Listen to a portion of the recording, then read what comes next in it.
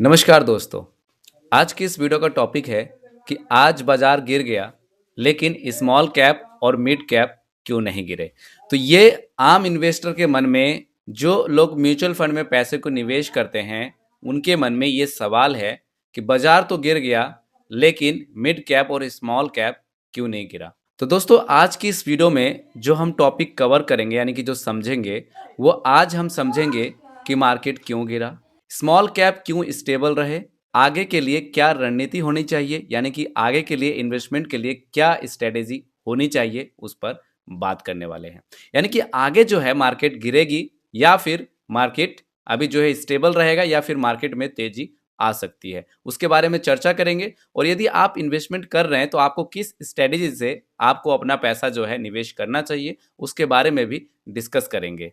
तो दोस्तों, market fall के क्या रीजन है उसके बारे में बात कर लेते हैं। आज के मार्केट गिरने के जो स्ट्रॉन्ग रीजन है वो क्या है। तो पहला जो कारण है वो है आईटी और ऑटो बैंकिंग स्टॉक्स में प्रेशर। यानी कि लार्ज कैप के जितने भी स्टॉक थे उनमें प्रेशर थे, स्पेशली आईटी में सेलिंग हुई, जिस वजह से इंडेक्स नीचे गया। यानी कि इंडेक्स, मेरा मतलब यह है कि जितने भी इंडेक्स थे, चाहे वो आईटी सेक्टर के थे, चाहे वो निफ्टी 50 के थे, चाहे वो सेंसेक्स 30 के थे, इन सब के जो है इंडेक्स नीचे गए एक्सेप्ट स्मॉल कैप और मिड कैप की वजह। दोस्तों, जो दूसरा कारण है वो है इन्वेस्टर का वेट मूड।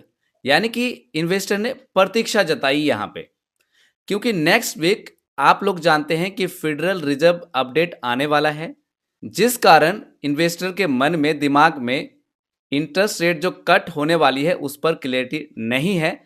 तो इन्वेस्टर ने यहाँ पे प्रतीक्षा जताई, यानी कि वेट का उनका मूड है। जब अनसर्टेनिटी होती है तो बड़े इन्वेस्टर वेट और सेल करते हैं, यानी कि कई बार सेल भी करते हैं और कई बार वेट भी करते हैं। जो हमारा तीसरा कारण है वह है प्रॉफिट बुकिंग। मार्केट लास्ट कुछ दिनों से आप लोग जानते हैं कि ऑल टाइम हाई के पास था, तो प्रॉफिट बुकिंग एक्सपेक्टेड थी, तो लोगों ने स्मॉल कैप में प्रॉफिट बुक किया। रिजल्ट क्या हुआ? सेंसेक्स और निफ्टी में गिरावट देखने को मिला और सेक्टर वाइज सभी में वीकनेस देखने को मिली। अब सवाल ये बनता है आम इन्वेस्टर के मन में कि आखिरकार स्मॉल कैप क्यों नहीं गिरा।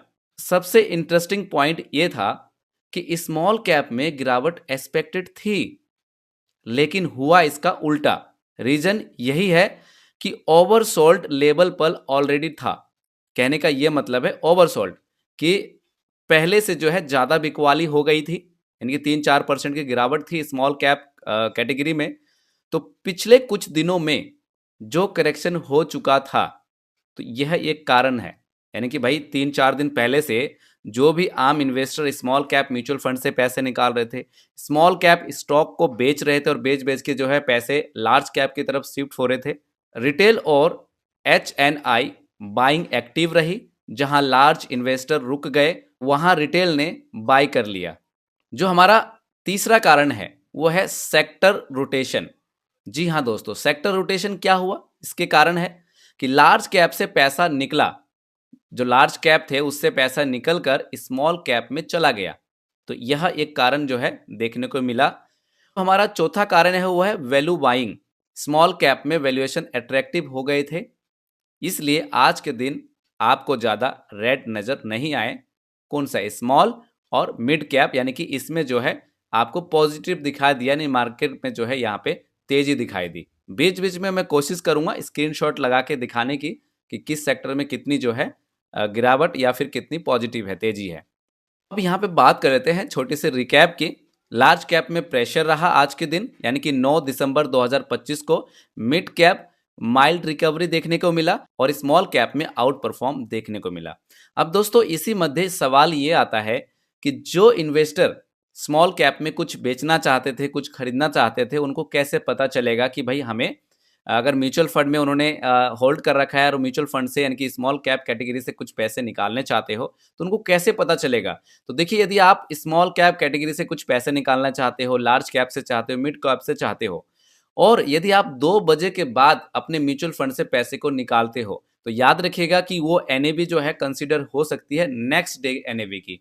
लेकिन यदि आप 2 बजे से पहले, यानी कि 1:30 बजे 12 बजे के आसपास 11 बजे एएम के आसपास या फिर 1 बजे पीएम 2 पीएम पे अगर आप सेलिंग कर देते 2 पीएम से पहले, तो आपको सेम डे की एनएबी में सेलिंग देखने को मिल सकता है। अब ये हो गई मार्केट अपडेट की बात। अब आगे सवाल ये बनता है कि आगे क्या एक्सपेक्ट करें। तो दोस्तों, अगर आप इन्वेस्टर हो तो आप याद रखिए, तो मार्केट अब कंसोलिडेशन में वॉलेटिलिटी आगे भी रह सकती है। फेडरल रिजर्व पॉलिसी के बाद ट्रेंड क्लियर होगा। फेडरल रिजर्व पॉलिसी जब तक नहीं आती तब तक जो है इन्वेस्टर के मन में क्लेरिफिकेशन नहीं हो पाएगा। जो डीआईज है, जो हमारे जो यहाँ पे इंडियन जो इन्वेस्टर है उनके मन में क्लैरिटी नहीं आ पाएगी। जो एफआई है उनके मन में क्लैरिटी नहीं आ पाएगी कि उनको पैसे निकालना चाहिए कि नहीं निकालना चाहिए। तो अभी जो है वॉलेटिलिटी रह सकती है और उसके क्लैरिटी के बाद ही जो है मार्केट में एक अप ट्रेंड का मूवमेंट या फिर डाउन ट्रेंड का मूवमेंट जो है देखने को मिल सकता है। लेकिन यदि आप लॉन्ग टर्म के लिए इन्वेस्टमेंट करना चाहते हैं, यदि आप लॉन्ग टर्म इन्वेस्टर है, तो आपके लिए क्या होना सही रहता है?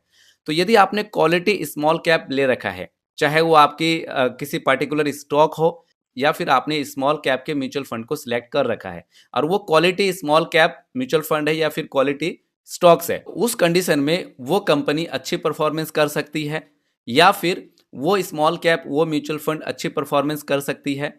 लो डेप्ट कंपनीज में यदि आपका पैसा इन्वेस्टमेंट है, अर्निंग ग्रोथ कंपनीज, तो ये आगे चलकर अच्छा परफॉर्मेंस कर सकती है। लेकिन यहाँ पे मैं डिस्क्लेमर दे देना चाहूँगा, ये कोई 100% श्योरिटी नहीं है, क्योंकि मार्केट का मूवमेंट अच्छे एक्सपर्ट भी जो है बता नहीं पाते हैं। इसीलिए पैसा आपका है, कोई भी पैसा यदि आप इन्वेस्टमेंट करते हैं तो आप सेबी रजिस्टर सलाहकार से सलाह जरूर ले लीजिएगा। बेस्ट स्ट्रेटेजी फॉर इन्वेस्टर, यानी कि जो व्यक्ति जो भाई म्यूचुअल फंड में पैसे को निवेश करते हैं तो उनके लिए क्या सही हो सकता है। देखिए, आप एसआईपी कंटिन्यू रख सकते हैं, यानी कि आपको एसआईपी कंटिन्यू रखना चाहिए।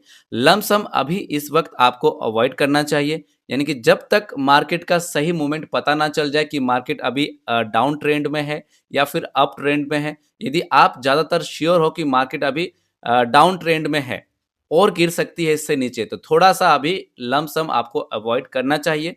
या फिर आप ज़्यादा ही उत्सुक है तो फिर आप एवरेजिंग कर सकते हैं। जो आपका पोर्टफोलियो है उसको आपको डाइवर्सिफाई करके रखना चाहिए। यदि आप म्यूचुअल फंड में पैसे को निवेश करते हैं, आपके लिए क्या सही होना चाहिए? देखिए, large cap plus small cap plus gold, इसके कॉम्बिनेशन में आप जो है अपना पैसा रख सकते हैं, यानी कि अपने पैसे को इन्वेस्टमेंट कर सकते हैं।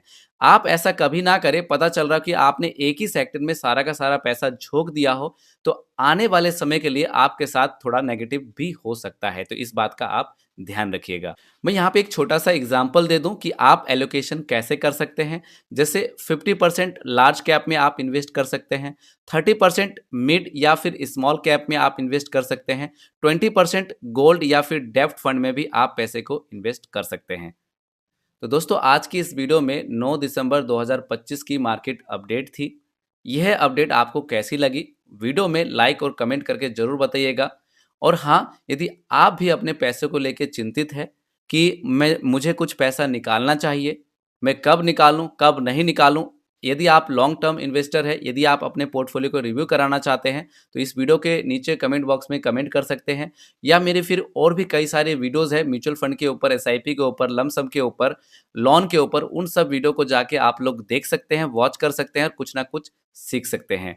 देखने के बाद, सीखने के बाद यदि आपके मन में भी एक ख्याल आ रहा है कि कुछ ना कुछ म्यूचुअल फंड में मुझे भी एसआईपी या फिर लमसम के जरिए इन्वेस्टमेंट करना चाहिए, तो 1000 रुपये, 500 रुपये मंथली यदि आप इन्वेस्टमेंट स्टार्ट करना चाहते हैं, तो इसी वीडियो के डिस्क्रिप्शन बॉक्स में बेस्ट म्यूचुअल फंड एप्लीकेशन का लिंक है, उसके माध्यम से आप इन्वेस्टमेंट स्टार्ट कर सकते हैं। अगर उसके माध्यम से आप इन्वेस्टमेंट स्टार्ट करते हैं तो सामने डिस्प्ले में मेरा व्हाट्सअप नंबर आपको शो हो रहा होगा। व्हाट्सअप नंबर है 7982220721 पर आप मुझे व्हाट्सअप कर सकते हैं। अपना जो भी क्वेरीज है आप अपना क्वेरीज को पूछ सकते हैं। उम्मीद करता हूं यह वीडियो आपको अच्छी लगी होगी। अगर यह वीडियो आपको अच्छी लगी हो तो प्लीज़ वीडियो में अपना एक प्यारा सा कमेंट कर दीजिएगा।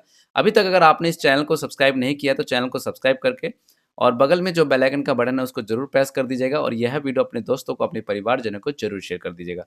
मिलते हैं किसी नेक्स्ट वीडियो में। जय Hind. In this video, calculations are for illustrations only and do not represent actual returns. Mutual fund investments are subject to market risk. Read all scheme related documents carefully.